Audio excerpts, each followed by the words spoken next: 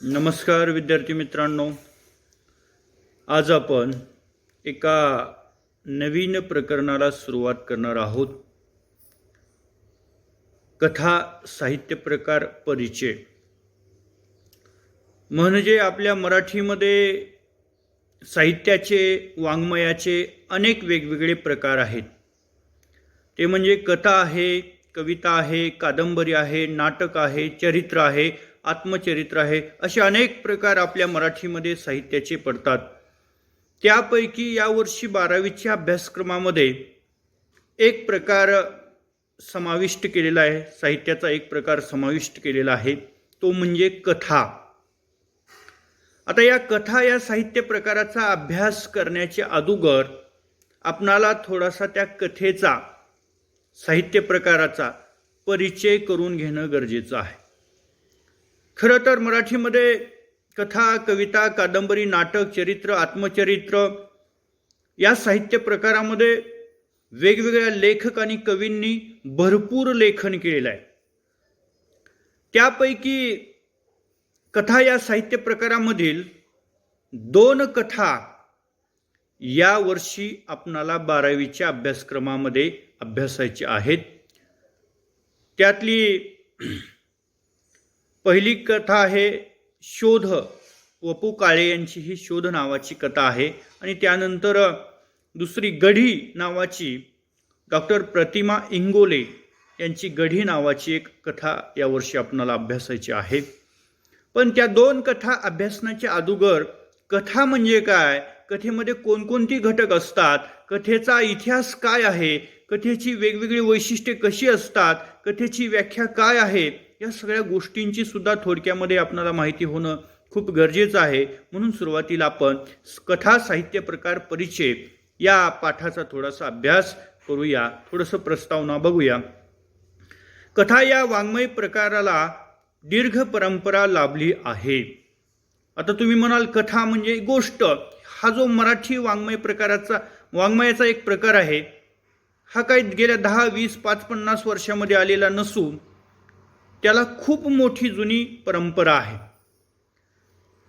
ह. ना. आपटे हे जे आपले कादंबरीकार आहेत मराठीमधले, त्यांनी करमणूक नावाचं एक साप्ताहिक 1890 मध्ये सुरू केलं होतं. आणि त्या साप्ताहिकामध्येच त्यांनी कथा लिहायला सुरुवात केल्या होत्या. म्हणजे जवळपास खूप मोठी परंपरा आपल्या या कथा साहित्य प्रकाराला आहे असं म्हणायला काही हरकत नाही. श्रवणीयता, मनोरंजन व प्रबोधन ही कथा या वाङ्मय प्रकाराची उल्लेखनीय वैशिष्ट्ये आहेत.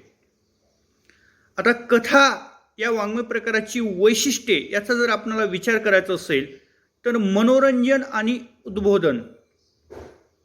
प्रबोधन, लोकांचं मनोरंजन करण्यासाठी, लोकांना वेगवेगळ्या गोष्टी ऐकण्यासाठी आणि लोकांचं प्रबोधन, लोकांना शहाणं करून सोडण्यासाठी अशा वेगवेगळ्या वैशिष्ट्यांमध्ये वेगवेगळ्या कथा वाचकांच्या समोर आत्तापर्यंत आलेल्या आहेत असं या ठिकाणी म्हटलेलं आहे.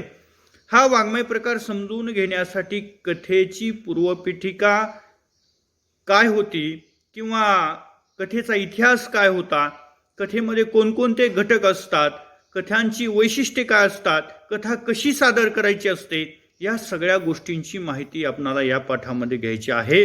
त्याचबरोबर कथेच्या अभ्यासातून भाषिक कौशल्य विकसित होतात, तसेच व्यावसायिक संधीही उपलब्ध होतात.